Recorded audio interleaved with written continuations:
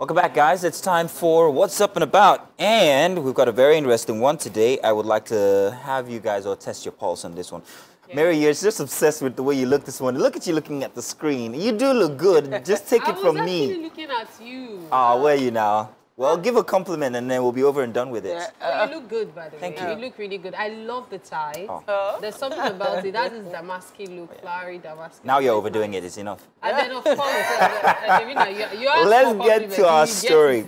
So I think sometime last week on Human Rights Radio Abuja, there was a very interesting guest who came on. And if you've ever listened or seen it on the internet, it's a place where people go to cry, is the way the host puts it, and then they get answers for their prayers. So on this occasion, this young man was on there in the studio. Very nice studio, by the way, I must say. I love the way it's talk radio, fancy type, setting. And he told about the fact that he and his father are not in good terms, not even in talking terms. As it seemed, his father has ostracized him. And after many and repeated attempts to try and get him back into the family, everything's failed. So he had no other choice but to come on radio and ask that the host call his father to beg him. They were unable to reach his father, but his sister gave more light to the story, talked about how it started and what he's been through. But the fact remains that even if his father is not in favor of his preferences, he is a very successful person. I'm sure there's a lot more to the story that was not told. However, the fact is that there is a certain thing in our society where parents are very, very averse to the preferences or the choices of children. I'm one of those kids who actually ran away from home to start my career because my father did not understand why radio was such a big deal. And I insisted I was going to do it. So I left Lagos, went to Abuja with 3 shirts and a jean in my backpack, and I started my career. So slept in the studio for 2 weeks before I got a place to stay. And eventually, I would say I've lived my dream, and I'm very, very happy. My father, however, they've accepted that. Hey, you're okay, you're okay, But there are other families and other individuals who don't have that favor. Other people who it's either destroyed their relationship with their family and they have no support system. So, I dare say that my sisters and I were very fortunate. I say fortunate because we've never had our parents tell us what to do when it comes to life choices. They guide us, and then there's something I really cherish, and I must say, I've never said this to them before, but thank you so much, Mommy and Daddy. They're always there to catch us.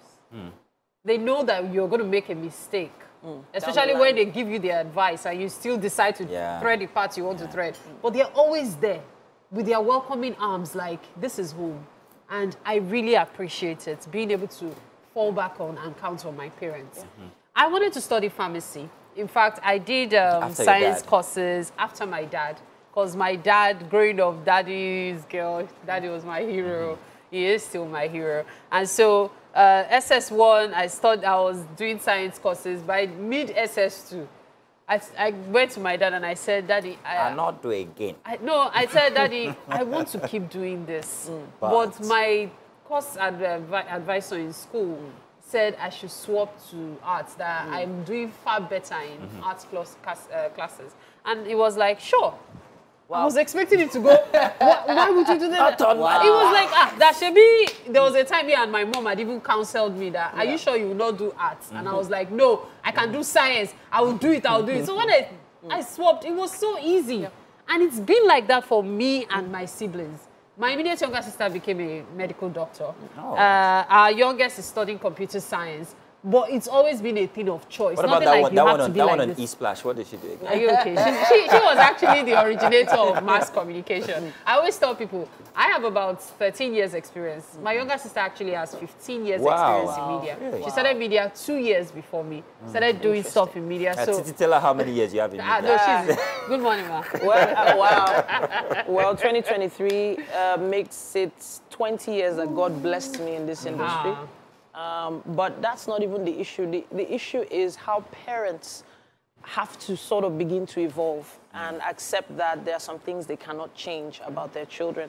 Everyone has a story, but some people's stories end better than others because of how their parents end up responding to what their children want. So for me, the key is for my child to be happy. But then again, you don't give a brand new car to a 15-year-old and expect the 15-year-old to not bash it by the side. So our parents, in the end, are trying to guide us, but we're still trying to struggle with the steering wheel So I would just say, you know, there has to be a balance. Parents, yes, listen to your children, but children, Children take guidance. take guidance. Yeah. It's so important. You see that guidance Yeah. one is underemphasized. You People need to complain. take guidance, My daddy yeah. said I should study medicine. Yeah. I actually want to be a musician. Yeah. My daddy said I should study law. I actually want to be an actor. Yeah. Guess what? That knowledge is never a waste. No. And there's something called fallback plan. There are some parents that will tell you, yeah, study what you want to study. Yeah.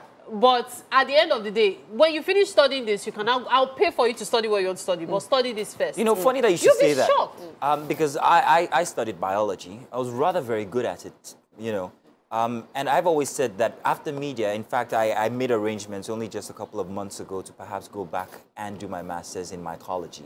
Because in the end, I think I want to be in a lecture room actually lecturing students. See? Yeah. So it's So never a both waste. skills, so you know. both skills. Yeah. See, So, skills me, like I studied orator foreign will languages. work. I studied French language. yeah, don't worry, Yeah. I'm not going anywhere. And There's but nothing. I might not This is be a foreign Portuguese. language. Until date, that's still paying some of my bills because I do translation and stuff. So really, what your parents have instilled in you, Yeah.